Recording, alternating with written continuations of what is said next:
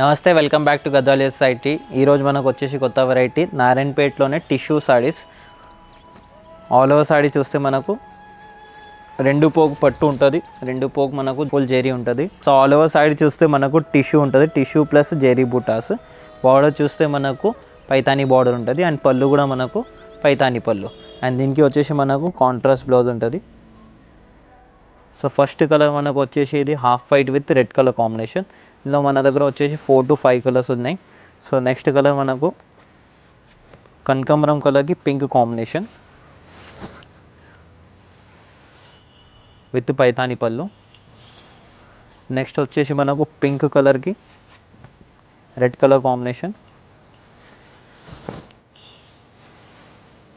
With meenakari buti ఉంటుంది దీనికి.